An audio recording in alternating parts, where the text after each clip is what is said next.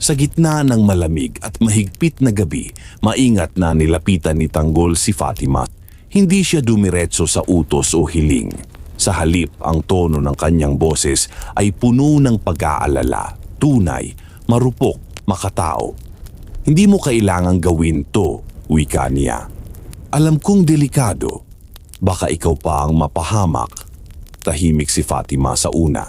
Ngunit sa likod ng katahimikang iyon, nandoon ng matagal nang pinipigilang galit at paninindigan. Tumango siya, diretso ang tingin. Hindi na ako matatakot kung mananatili akong tahimik para ko na ring pinatay ang sarili kong pamilya. Panahon na para ilaban ang totoo. At sa harap ng maraming tao, sa liwanag ng entablado at ilalim ng madilim na langit, buong tapang na humarap si Fatima. Wala siyang script, walang rehearsals, tanging katotohanan lang. Saksi ako sa mismong pagpatay ni Miguelito kay David. Isang iglap ng katahimikan ang sumunod. Para bang huminto ang mundo sa lakas ng revelasyong iyon. Tiningnan ng mga tao si Fatima, hindi na bilang isang kampi, kundi bilang isang saksi. At hindi pa siya tapos. Ipinapatay din nila ang ilan sa pamilya ko para lang ilihim ang mga nalaman ko, dagdag niya. Halos nanginginig ang tinig pero matatag pa rin. Sa kabilang banda, masaya pa ang kampo ni Miguelito.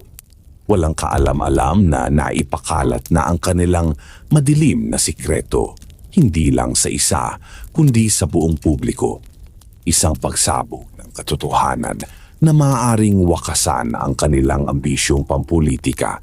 Muling lumitaw si Tanggol. Buo ang loob, puno ng apoy sa dibdib. Kapag ako ang nanalo, wawakasan ko ang korupsyon. Ibabalik natin ang hustisya para sa lahat ng naaapi.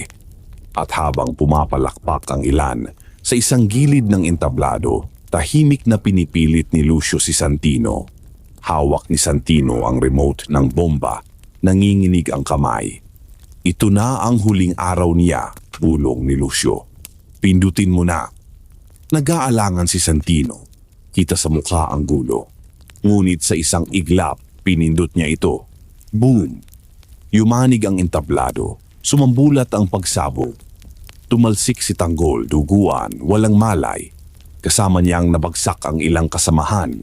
Si Olivia, sugatan at nangihina, gumagapang palayo sa abo.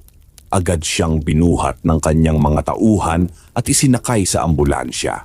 Ang paligid ay puno ng usok, sigawan at takot. Wala pa ring malay si Tanggol.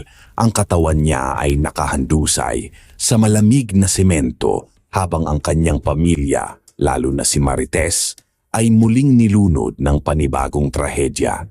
Ang pagkamatay ni David ang naging mitsa ng sunod-sunod na dagok sa buhay ni Tanggol na hanggang ngayon ay gulong-gulo, di alam kung sino ba talaga ang dapat sisihin. Habang si Miguelito ay patuloy sa pag-abot ng kapangyarihan, wala siyang pakialam kung may mamatay. Para sa kanya, tagumpay ang sukatan, hindi buhay ng iba. At ngayon, papalapit na ang banggaan ng dalawang panig. Hanggang saan naaabot ang paghihiganti? May natitira pa bang lugar para sa kapayapaan? Ibahagi ang inyong saloobin sa comment section. Huwag kalimutang mag-subscribe at i-click ang notification bell para hindi ninyo ma-miss ang susunod na kabanata ng Batang Quiapo. Maraming salamat sa panonood.